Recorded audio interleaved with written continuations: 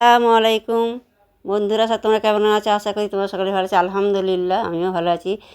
ফিরে আসলাম আমি আবার আর এক রেসিপি নিয়ে। প্রথমে আমি গ্যাস জ্বালিয়ে একটা ননস্টিকের চাটু বসিয়ে দিয়েছি, দিয়ে ওতে অয়েল দিয়ে দিয়েছি। অয়েল দিয়ে অয়েল ব্রাশ করে দিলাম। দিয়ে এবার আজকে আমি কী বানাচ্ছি দেখুন বন্ধুরা। এবার ডিম আমি ফেটে রেখেছিলাম লবণ দিয়ে, ওটা দিয়ে দিলাম। এই যে ডিমটা আমি দিয়ে দিলাম। আজকে আমি এগ ফেলার ডিম পোচ রেসিপি আপনাদের সাথে শেয়ার করছি। আপনারা দেখতে থাকুন বন্ধুরা, কীভাবে আমি করছি। আপনারা দেখুন এইভাবে আমার এই রেসিপি প্রথম থেকে শেষ পর্যন্ত দেখবেন বন্ধুরা, কীভাবে বানিয়ে। তাহলে আপনারাও এইভাবে বানিয়ে বাচ্চাদের দেবেন। বাচ্চারা দেখে খুশি হবে, না খেতে চাইলেও ডিম এইভাবে বানিয়ে দেবেন, খুশি খুশি হয়ে খেয়ে নেবে। হ্যাঁ, এইভাবে ডিজাইন করে বাচ্চাদের দেবেন, বাচ্চারা ঠিক খেয়ে নেবে। এবার কী হয়েছে, আমি এই যে কর্ন নিয়েছি, কর্নকে এইভাবে গোল করে আমি শেপ দিয়ে নেব। আমার এই চ্যানেলে যারা প্রথমে আসবে বন্ধুরা, প্রথমেই সাবস্ক্রাইবার করবেন, সাবস্ক্রাইব করে বেলটা ক্লিক করুন, যাতে সবার আগে নোটিফিকেশন আপনাদের কাছে চলে যাবে।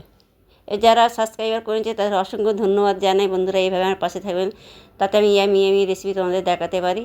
ফেসবুকে যে বন্ধুরা দেখছেন পেজটা ফলো দিয়ে দেবে। ফলো দিয়ে আমার এই রেসিপি যদি আপনাদের ভালো হয় অবশ্যই কমেন্টে জানাবেন, বেশি বেশি করে শেয়ার করবেন। ভালো লাগলে অবশ্যই লাইক করতে ভুলবেন না, লাইক একটা অবশ্যই করবেন।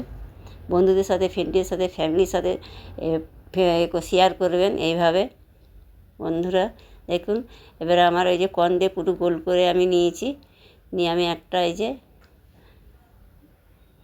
এই লাগিয়ে দিচ্ছি, যে আমি গাছের মানে করে ডালা লাগিয়ে দিলাম এইভাবে।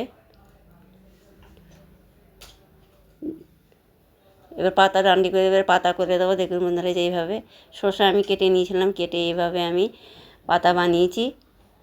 হ্যাঁ, আর এমনি শাকের ডাঁট দিয়ে মানে লম্বা করে আমি ডাল বানিয়েছি। ডাল বানিয়ে এবার দেখুন শসাকে আমি সাইজ করে কেটে নিয়েছিলাম। এইভাবে যে গাছের গোড়াটা এইভাবে বানিয়েছি। একের পরে দুটো প্রথমে দিয়েছিলাম, তারপর তিনটে এইভাবে দিয়ে দিয়ে আমি এটা এইভাবে বানিয়ে নিয়েছি। দেখুন বন্ধুরা, কতটা ইয়াম্মি হয়েছে। এবার কুসুমটা যে আমি তুলে রেখেছিলাম, সাদা অংশটা দিয়েছিলাম, এবার কুসুমগুলো আমি ওর মধ্যে দিয়ে দিলাম। কতটা সুন্দর হয়েছে দেখুন বন্ধুরা। এইভাবে বানিয়ে দেখবেন, অবশ্যই ভালো লাগবে। আমার এই এগ ফ্লাওয়ার ডিম রেসিপি যদি আমাদের ভালো লাগে অবশ্যই কমেন্টে জানাবেন, আর বেশি বেশি করে শেয়ার করবেন। এইভাবে পাশে থাকলে বন্ধুরা, আমার এই ছোটো ছোটো রেসিপি যদি আপনাদের ভালো লাগে অবশ্যই কমেন্টে জানাবেন। আমি যেন আরও ভালো ভালো আপনাদের রেসিপি ভালো করে দেখাতে পারি। আপনারা সাপোর্টে না হলে আমি কিছুই করতে পারবো না জীবনে। সাপোর্ট না হলে কোনো মানুষ কিছু করতে পারে না। এই দেখুন বন্ধুরা, কতটা সুন্দর হয়েছে, কতটা ইয়ামি হয়েছে। এই যে এইভাবে বানাবেন। এবার হয়ে গেছে, এবারে আমি প্লেটে পরিবেশন করে দেখাচ্ছি। দেখুন বন্ধুরা, কতটা ইয়ামি হয়েছে, কতটা সুন্দর, দেখুন কতটা লোভনীয় লাগছে না।